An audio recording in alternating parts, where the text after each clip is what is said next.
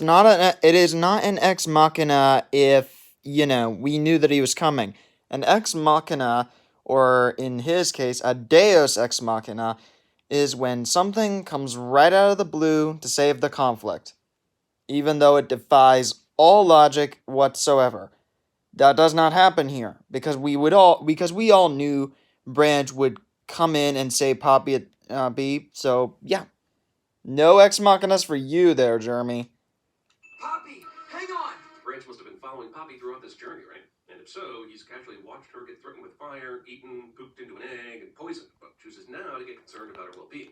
Well, yeah, I mean, if he got caught, but if he was if he was in our field of vision while Poppy was going through all of that, he would have gone through the same thing that she did, and that would not have been good, because then Branch would have probably ended up in the same position that Poppy is in now. They're alive, Branch. I know it. You don't know anything, Poppy, and I can't wait to see the look on your face when you realize the world isn't all cupcakes and rainbows. Why did Branch come on this excursion then? I know he wanted to get away from the hugging and singing at Trolltown, but he could have gone anywhere else. Maybe it's all part of the feelings thing. I mean, heck, Branch is the only one who's able to navigate everything, and Branch is the one guy who knows Bergens better than anyone. Even going through the town and everything. Like, at least the tunnels, I mean. There are many ways Branch could be useful on this journey. You don't sing, you don't dance. So great all the time. That's racist. Once again, that's a bit stupid. The whole, that's blankcist thing. It's like, I get it. In some cases, the that's racist or that's sexist or whatever thing works. But in some cases where it's not blatantly offensive or bad, then it's like, really? Why is that? Why do we care about that? I also like a little silence. That face. Hello, darkness, my old friend. Poppy decides to behave like a literal troll to poor Branch. Aw, it's sad. Also, how would Poppy, a troll that only knows happiness, know such a dark and foreboding song? And where the hell has she kept that guitar this whole time? Wait, that's a boot? Crap, hold on. Behave like a literal troll to poor Branch. Also, how would Poppy... To answer both questions, how would Poppy know such a dark and foreboding song? Well, you do realize that they're going to remake a lot of these songs. And because of the fact that they would want to give their own unique spin on it. And for where she kept the guitar this whole time, it's been proven by us Trolls fans and through many a headache that it's clear that they can keep stuff in their hair, as we'll find out later. A troll that only knows how... More disturbing option? First off, that shoe, the tire, whatever. And where the hell has she kept that guitar this whole time? Wait, that... The shoe, the drink, and the tire could literally be from Bergen Town. Think about it. The Bergens are huge. And something that I question is that tire. I don't think the Bergens have vehicles. It's a boot and fast food litter and a car tire. There are humans here, or there were humans, which is the more disturbing option. So one of these tunnels leads to the troll tree. I wonder which one. This is information her dad could have given Poppy as she was leaving, instead of organizing a hug orgy. Why can't CinemaSins focus on those sins instead of, sinning stuff just for jokes? Or telling jokes through specific things and then sinning it? Huh? Why can't they do that? Actually sin stuff that would actually be, something that would mean something. One of these tunnels leads to the troll tree, and the others to... certain death! Yeah, but doesn't the troll tree also ensure certain death? That's where the trolls have been picked for Bergen food for many years. But see, they can try and hide and survive if they go through that. If others lead to certain death, then that means they have no real escape there. Really cleared up exactly what I will not be doing. Branch, it's a high five. The others lead to certain death. Get perspective. For all her faults during this movie, it's apparent Poppy would be excellent at CinemaSins. You bet she would. Shark attack, no. Jellyfish, hand sandwich, turkey, snowman, dolphin, helicopter, hot supper, monkey in the zoo. What? Gear shift. Way too much of this. Thank you. I was about to say, one time I complained during this movie, and one of the other faults I had for this is specifically that I hated the whole fact that it's like, okay, while you're going on with this stupid thing, your friends could literally be being digested by a Bergen right now. So Yeah, you're wasting your time. Don't do that. Now they can we hug. Movie continues to derive humor out of various characters soiling themselves in terror. That's actually not how I saw that scene. I thought it was like, oh, Cloud Guy is showing that he's a cumulonimbus, and it's like to me it was kind of like a sight gag. Wait, you're telling me there's only one Flurg restaurant in town, but there are 3 Narnars? I was about to say, in a town like this, sure, but seriously, why in the world, is that important? As appalled as I am to see a gorilla song used in a subpar movie, I'm also wondering why the Bergens would be singing this lyric. I thought it was a matter of civic pride that they aren't happy. It's not really civic pride. I mean, they want to be happy. I mean, after all, they're not being rebelliously sad or whatever. They're as miserable as you, which means they haven't eaten a troll yet. So what you're saying is if a few of them eat trolls, then they won't be happy.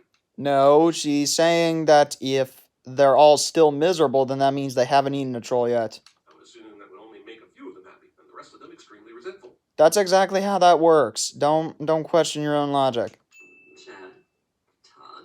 First off, how did Chef get back into the city if she were banished? There's a gate at the front of the city. A gate at the front of the city which could be opened. A gate at the front of the city which could be opened. A door in front of the castle again could be opened, and 2 guards. I don't know what you do about the 2 guards thing, but you know. A huge ass door on the castle and at least 2 guards here. Second, what the hell took her so long? Branch and Poppy have been on this journey for what seems like forever. No, at the most it took them like at least a day. But Chef had a head start and 1,000% more stride length. She should have been here ages ago. And she was. She just hid in the plant the whole time. All these trolls have beautiful natural voices, but there's always one asshole that has to Kanye it up. Ooh, and I'm pretty sure I know who it is. That's funny. Okay, CinemaSins, that was pretty good. Good, Jeremy, good. I am their king. What happened to the John Cleese version of the king? It's been 20 years, sure, but young Gristle is under 21 at this point. He couldn't have been that old. And who knows how long the Bergens live. I want answers to these unimportant questions. And what's your name? Ask Walt Dorn yourself. Bridget. Movie wastes almost 40 minutes getting to arguably the second most talented singer in this cast. Yeah, fair enough. Fair enough. It's not like an important sin, but yeah, I'll count it. We must all remain calm. Especially since at least 3/4 of you could simply fit between the bars of the cage and just walk the hell out of here. Sorry, baby. Yeah, man, like once you see this though, it's like, hold on. It's like you can clearly see that they can't. And even if they walked out, Chef would still look back and see that they're walking out and put them right back in the cage. Who controls the trolls, controls the kingdom. And I am that he. You're a dude? Unusually transphobic humor for a modern children's movie in 2016. I did not really see it as transphobic humor. In fact, it's not even really transphobic humor. Do your criticism right. It's not transphobic humor. It's Cooper being dumb for the sake of being dumb. Like, the joke is that because of the fact that Chef said, I am that he, Cooper didn't get the fact that it's like, oh, she's gonna be queen. Cooper thought that she thought that he was a guy or whatever, and it's like, you're a dude, and it's like, no, I'm meaning that I'm queen. I am that queen. I am that ruler. So there's no transphobic humor anywhere. This superhero ability seems to come and go. Couldn't Poppy have used it before the spider webs got her? Couldn't the captured trolls use it to open the cage while Chef isn't looking? Okay, to answer that, couldn't Poppy have used it before the spiderwebs got her? Nope.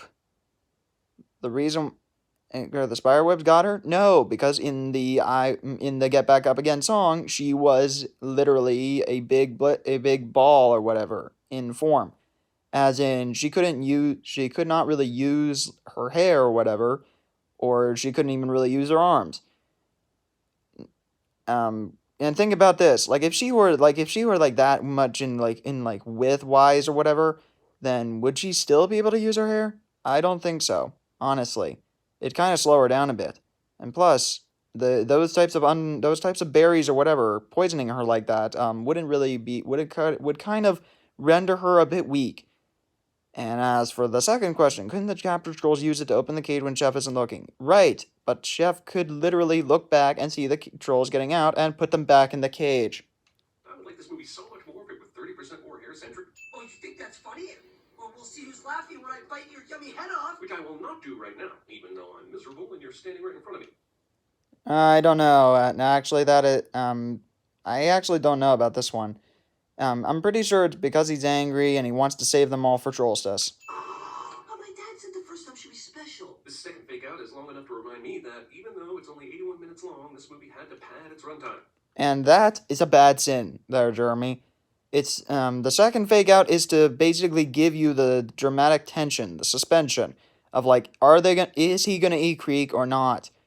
And the movie is not 81 minutes long. Well, maybe if you're not counting the credits. And the movie is not padding its runtime. It's increasing the dramatic tension or the suspension. That's what I'm meaning. Lock these trolls in your room and guard them with your life. Chef gives an incredibly important job to a young virgin she just met, rather than taking the trolls with her in a fanny pack. Okay, fair enough. I'm okay with that sin. And Bridget is dead. Bridget wouldn't have died there. She probably would have suffered like head trauma or a concussion. I mean, that would have hit her in the head and everything, and it would hurt, but it wouldn't kill her. If it were a brick, then yeah, it would, but it's not. It's a bunch of pots. But see, that's another thing. That's another cartoon logic, is even though there's a lot of stuff that could potentially kill someone in real life, it actually can't here. There's a Ergot Beat magazine. Who publishes it? Who writes the articles? There's a cover story titled End Misery, but how the hell do they know how to do that? And why does Bridget have to hide it anyway?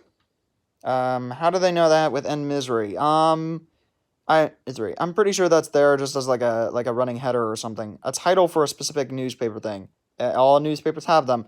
Why does Bridget have to hide it anyway? Because of the fact that she doesn't want anybody to realize that she's in love with the king. Hello? This is silly, but to be fair, it's only the second silliest video ever made for this song. Fair enough. How could you possibly think Creek's still alive?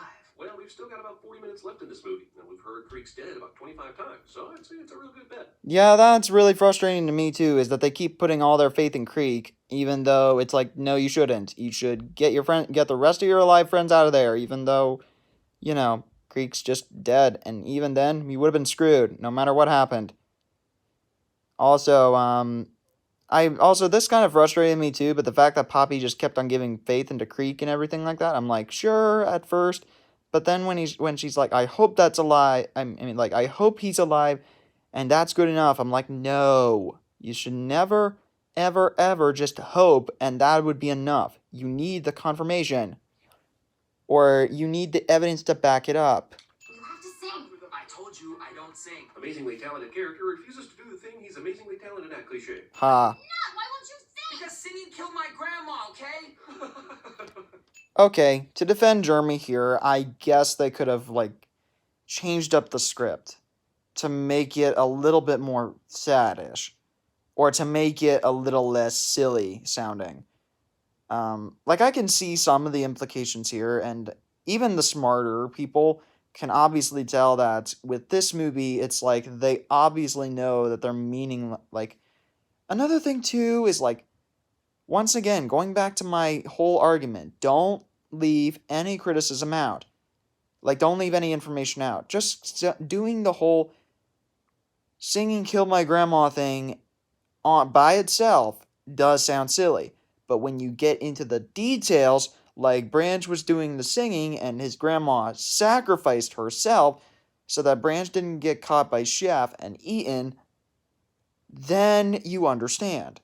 And that his grandma meant a lot to him and everything like that. And that's what makes it sad, is the fact that his grandma sacrificed herself for him, and his grandma was the last, important person in his life. Before, he was the last family member, too. We never saw his mom or his dad, and everybody else gave up on him because of the color scheme, he didn't have his colors and he wasn't happy. So everybody else gave up. But Poppy still never gave up on him and always listened. And I need you now tonight. And I need you more than ever. Why do these erstwhile euphoric trolls continue to sing depressing-ass songs? Because remaking the song into their own unique version. There is nothing to do with anything. Depressing, whatever. Nothing you can say.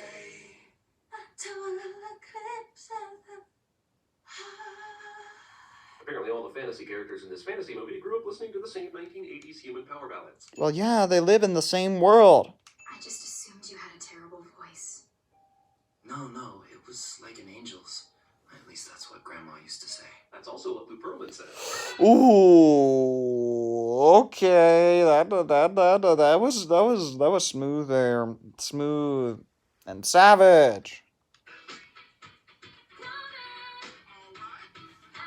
At this point, you could tell me I'm watching the movie Sing, and I would totally believe you. No, you wouldn't, because of the fact that Sing is full of anthropomorphic animals, while Trolls is only Bergens, trolls, and other creatures that don't talk or sing, and that's it.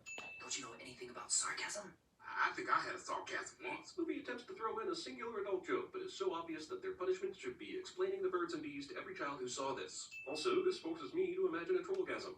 Honestly, I never really saw it as an adult joke. I just thought it was Cooper being stupid for the sake of being funny again. Because he's like, I think I had a sarcasm, as in, like, I thought it was like, oh, he doesn't know what sarcasm is. And he's like, oh, okay. But now that I think about it, I can see why that would come off as adultish. But I think it's, well, once again, Cooper being stupid for the sake of being stupid. And Cooper being stupid for the sake of being funny. I mean, after all, Cooper probably wouldn't know what any of those adult terms are or know exactly what sarcasm means because, you know, he's stupid. Is this the third or fourth time-killing song montage this movie has made me suffer through? I lost count. I don't know. I mean, that's about how much investment you have in this movie, and people who are invested will ultimately either be okay with it, like it, or hate it. That seems to be the general audience, but you know what? And there's overwhelming hate, and I don't really like that. I'll just get my worthless scullery maid to get another place setting ready for the lovely lady Glittersparkles. Gristle only introduced Bridget as his +1, so the only way Chef could know her name is if the screenwriters were committed to seeing Christine Baranski chew the hell out of this line. And that is why you need to never exclude any details. Because in the movie, Trolls fans will know, Gristle did introduce Bridget as Lady Glittersparkles. Did use her name. And it was Gristle who mentioned the idea of a +1, but that was after he gave her his name. Jeremy, don't ever cut out any criticism whatsoever. Because then some sins feel like they should not have happened because of the fact that you just left it out just to add more sins, which is rude and mean-spirited. Well, not really mean-spirited, but still, it's kind of pointless. Up top. Too slow. So what are we granting the reason for this emotional renaissance to Branch? Sure, he told a story about his singing getting his grandma murdered, but it doesn't. To what are we granting this reason for emotional renaissance to Branch? The reason for the emotional renaissance to Branch is specifically that he's getting better. He's understanding what it means to be happy. And people around him are with him, and they're here for him. And thus he feels like he's valued and worth something, especially since he helped Bridget earlier. And Poppy kind of has a thing for him. Well, not really, but like, just imagine it is. Come on. It brings in the emotion, man. Come on. But you know what I mean. Like everyone's starting to be okay with Branch, especially since he held out big time. And of course, he's starting to kind of sway his way back to being happy. He's finally understanding. I mean, I'm sorry. That story is so fucking stupid. You need to go into full analysis mode, Jeremy. I mean, I understand that they should alter the script a little bit more so it doesn't come off like that, but seriously, try something. Try analyzing something more. Go into it a bit more. Think about it a bit more. You have to help me be Lady Glittersparkles. Bridget should know that in order to do this, there will obviously be no trolls to be served at Trollstis, so either way, she's screwed. Yikes. Yep, that's ultimately true. And that's gonna make for another emotional conflict to prove that Poppy herself isn't really, quote unquote, the happiest troll ever.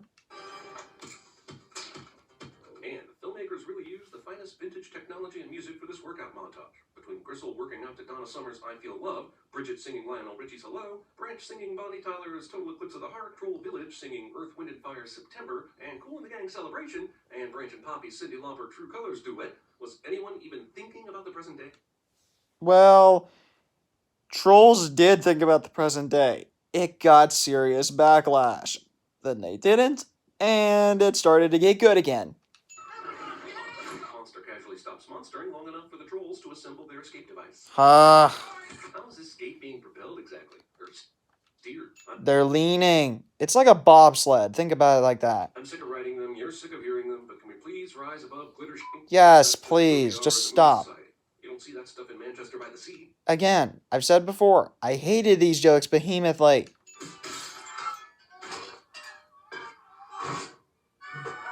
All the trolls survived this. They weren't supposed to die from it. What were you thinking?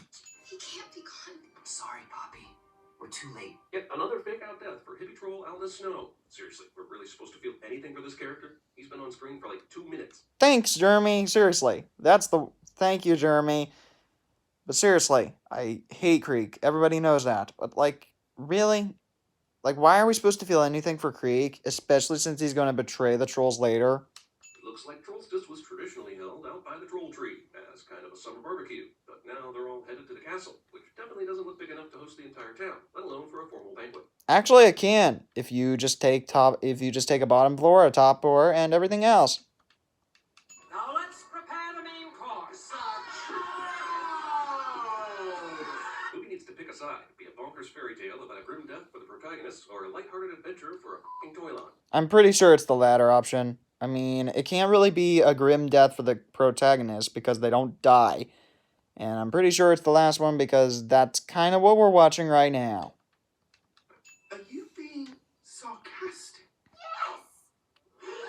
Oh my god. Admit it, you half expected this character to poop himself out of shock, didn't you? Probably. I mean, one of the things I like about Beat Goes On is that they establish Smidge to kind of be, like, important. Versus here, where he gets occasional moments of, oh my god, and that's about it. You have to wonder, if a troll loses its color, does it still bring happiness to a Bergen that eats it? Probably not, right? But why didn't they just lose hope a long time ago and make it useless for them to eat them? Here's the thing, though, Jeremy. Branch doesn't have his colors. He was in the cage with the colored trolls, and yet he's still going to be eaten. So it doesn't matter if they lose their color or not. They're still going to eat the trolls. So, haha. Does it still bring happiness to the Bergen that eats it? Not really. I mean, eats it. Well, if it's color, then it wouldn't matter. Because of the fact, again, if they eat a troll, no matter if it has its color or not, they'll still be happy because of the fact that they just ate a troll. Obviously. Also, aren't the cooks supposed to be preparing the main course? Pretty sure these trolls should be on a burner by this point. I'm pretty sure that the trolls are eaten raw. Remember that? Yeah, Shep is a bad chef because of the fact that she doesn't even cook the trolls or do anything like that. And instead, the trolls are eaten raw. Everybody knows the trolls are eaten raw. And I see your true colors shining through. I've heard this is exactly what happens to women, and many men for that matter, when Justin Timberlake starts singing. Fair enough. I mean, Justin Timberlake's such a great singer, but seriously, shouldn't you have removed a sin for that one? I mean, you like Justin Timberlake and Anna Kendrick there, Jeremy. This is nice of Branch to lift everyone's spirits and all, but couldn't he have gone with a song that's more of a planned style? Because as of now, they're all still gonna die, and now they're all happy, so they're gonna be delicious. Again, who doesn't matter if they have colors or not, they're still gonna get eaten because they're trolls. Remember that. And yes, I get that they're all going to die, but at least it gives them the confidence to go on and understand. It'll have them go on and be able to confront what's ahead of them. Bergen Ex Machina. Not Nex Machina, because we all saw it coming. Remember, we all saw it coming. If you would just include a small amount of footage that would absolutely give more logic to what you're criticizing, then that would work. In fact, I'm going to do it when I review this movie. I'm going to include as much as I can to make sure that everything is logically sound. Because you're not. You're cutting out stuff, and that, of course, is going to add to more sins, which is stupid. Seriously, these fucking trolls get amazingly lucky this whole movie. This is like Forrest Gumpian levels of luck. I love you for that. Hey, look, Bridget has a unibrow. Sorry, I just want to make that joke. I love you too, Bridget. For no other reason this movie gives me except plot convenience. There will be no trolls until the King's +1 has arrived. Well, unless she doesn't come at all. But that's crazy talk. Who wouldn't want to be with you? Chef is acting like she's aware Lady Glittersparkles isn't going to show up, but has done nothing to make that happen or gain that knowledge. In fact, this movie actually broke a cliche. If there's someone who goes under an alias, they're gonna obviously know like that. But in this, Chef actually doesn't know that Bridget is Lady Glittersparkles, which is awesome. Way to break a cliche. Bridget just ruined her life to save ours. It's not right. That's partly true. It's not right, but they're actually probably gonna kill her. Yeah. Once again, how the hell is Escape propelling its out? Leaning, bobsled leaning. Do you really think I can be happy? Of course. It's inside you. It's inside of all of us. I got this feeling.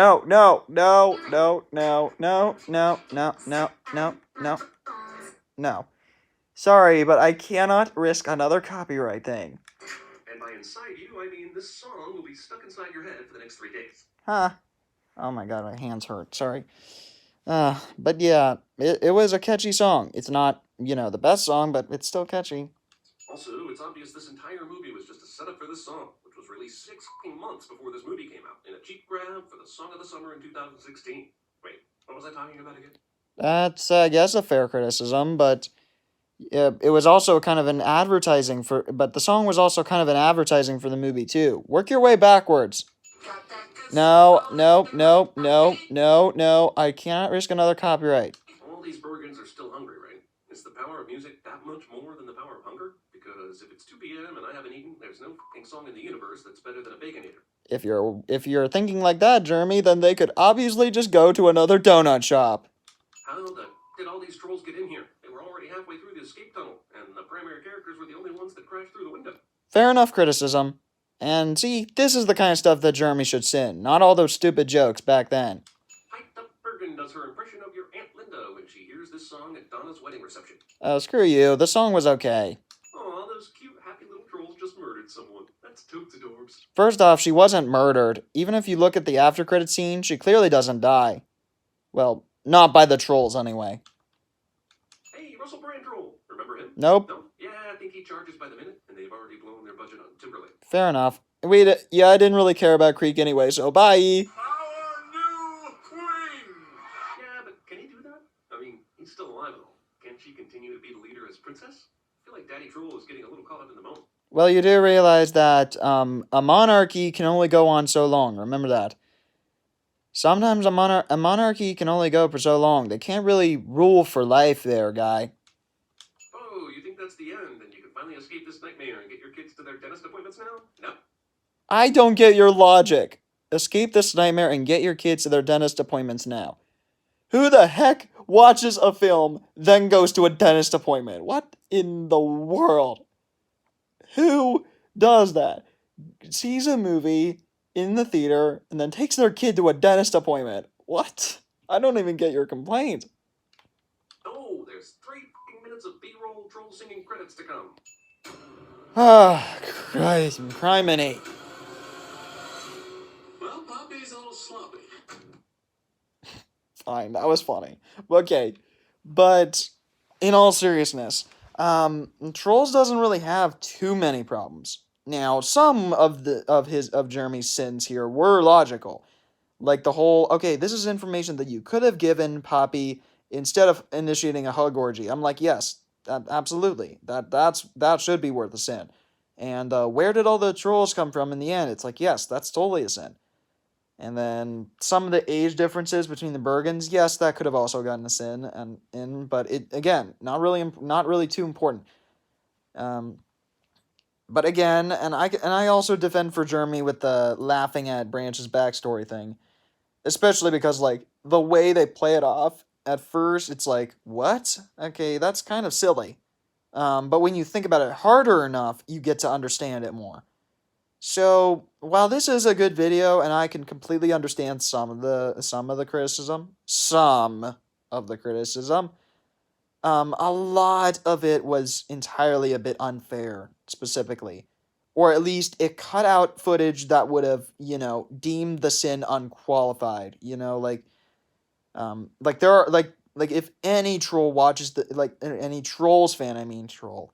If any Trolls fan watches the movie over and over again, they're going to see footage that will most certainly get to everything. They'll see footage that will ultimately say, okay, you should not have really sinned this moment. But there are some logical fallacies that I can say, yes, that was definitely a fallacy and that should be sinned. But for the most part, none of it is either out of his annoyance, his kind of thinking that it's stupid, or, just him wanting to make a good joke, which is not going to work, by the way. Some were good, but most of it wasn't. So I'm okay with this video, but again.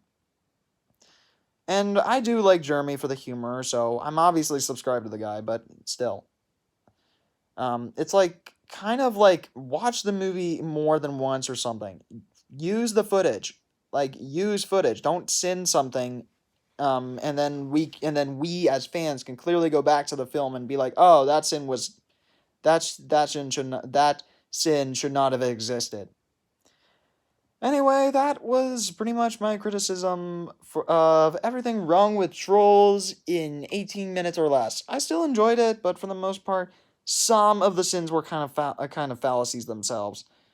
I'm okay with it, obviously, but still. But I tried to put in as much viewpoint as I possibly could and have all of it make as much sense as possible. Possible. There we go. So I just wanted to do that specifically for fun and everything like that, and hopefully by tomorrow I will get the Guitar Theory out and everything will be caught up. Just know that after the Guitar Theory, unless there's something else that comes out, like a Super Bowl thing for Trolls World Tour or whatever, that will be the last video until March. That's a promise. Because of the fact that because by March, I will end up asking people who have seen the film already to not give their review, but to tell me what to expect when I go see it. Or what everyone else who's in America or whatever should expect whenever they go see it. That's the question. It'll also be me analyzing the soundtrack, because we end up realizing that March, I think 13th is when the soundtrack comes out. It used to be the 20th, and now it's the 13th. And the soundtrack will come out, in the US at least. And through that, I will be able to go all night and listen to each of the songs and analyze them detail by detail. That will be a full-on live stream, by the way. So that'll be fun. That'll be super fun. I can't wait. And then so after tomorrow's theory, that should be it unless something comes up. And from there, I will do more Trolls of Beat Goes On stuff, and I will go back and forth between different things of entertainment. I said I wanted to go back to Star. I said I wanted to go back to Paw Patrol. I wanted to go back to a lot of different things, but so much Trolls content just kept on showing up, and it's like, okay, I'm starting to get tired. But something that I really don't like nowadays is the fact that people just kind of like stop watching me because I'm doing different content than what they came for, and that's kind of irritating. Like, I understand, like what would be worse is unsubscribing because of, me doing a different type of entertainment. So them not watching me because of a different type of entertainment and they're still here is better than I'm making different content than what they came for, and then they unsubscribe because of it. Yeah, that irritates me. It really irritates me. But regardless, we're on our road to 800, and we are also on our road to 1K, and I'm super excited for more. because trust me, I've been wanting to do content like this for a long time now, and I've got so much up my alley right now. In fact, I need to get back to more Preston reviews, and I haven't been able to do so because of college. I also haven't been able to do any more reviews, and I need to get started. I need to write a script. So, I can't wait for that. Anyway, thank you for watching this video, and hopefully you agree with my points. And as always, I will see you in the next video. Bye!